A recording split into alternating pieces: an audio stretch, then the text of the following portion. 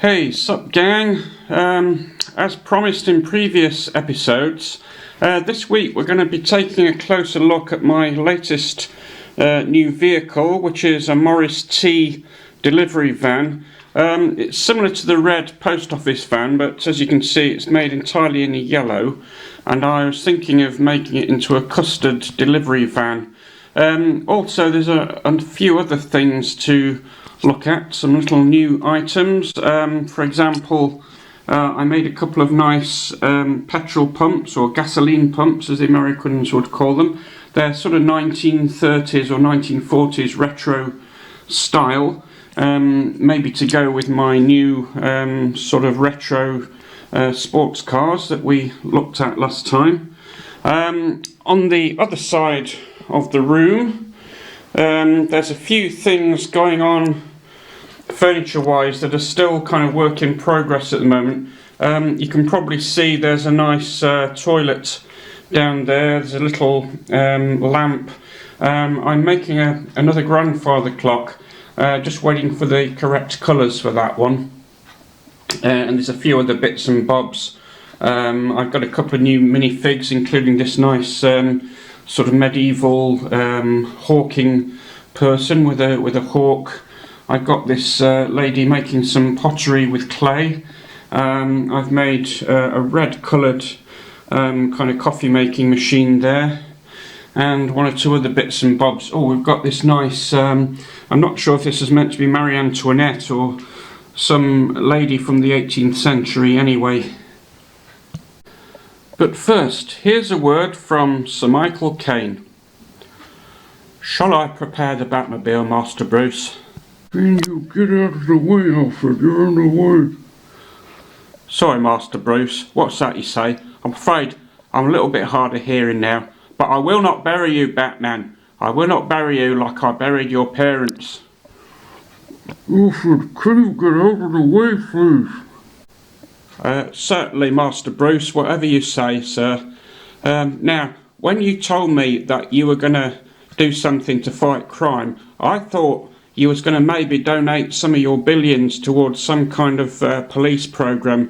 I didn't realise you were actually going to dress up as a bat and tackle the criminals individually. And also, sir, what supernatural powers does a Robin actually have? Now, my voice is getting very emotional now. My voice is going down a few octaves because I'm getting a bit emotional. Thank you, Sir Michael Caine. We've also got some stuff going on in the Grand Mansion in the middle of Brickstead. If I just take the roof off for a second. So what we've got here, I've put a brand new fitted kitchen on the top floor of the mansion. I've decided to make this into a kind of self-contained apartment for two people. Maybe the oldest adult in the house has maybe got married and now living at the top of the house in this sort of self-contained flat or apartment. If we move the camera around a little bit, you can also see I've put in a nice bathroom there with toilet, sink and shower unit in there, all ready to be used. We've got a nice double bed for the happy couple. And if we remove that floor of the building and look at the next one down, again there's been some progress. We've got some furniture there, a nice chest of drawers with a little lamp on it and a pot of flowers.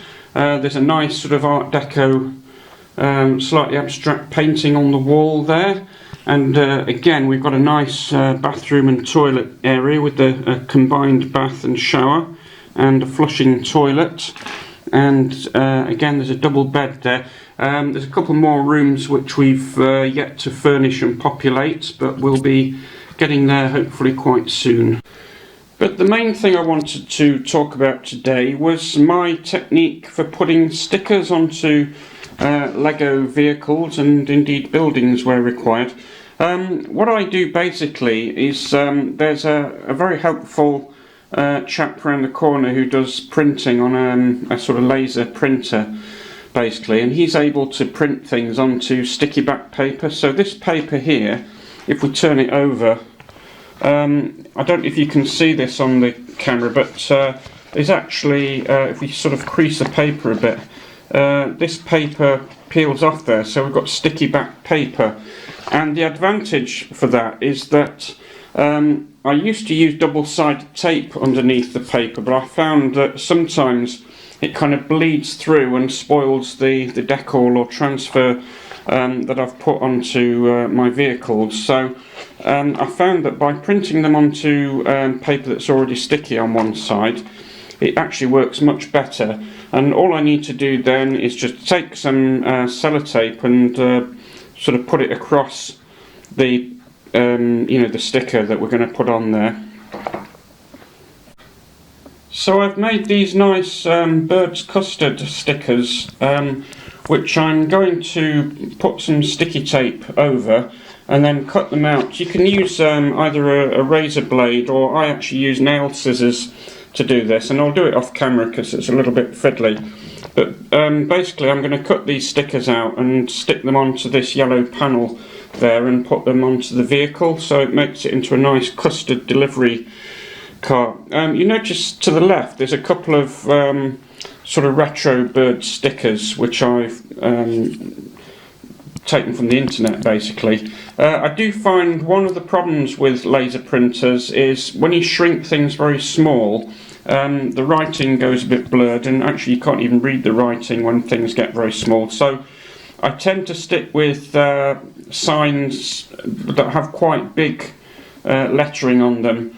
I did recently some Brickstead flower shop stickers, which I kind of designed myself using some internet pictures and some sort of Microsoft Word lettering there. Because if you recall, we made a nice sort of delivery van, which originally had some sort of 2x2 round studs on the side, but I actually found I didn't like those so much, and I took them off.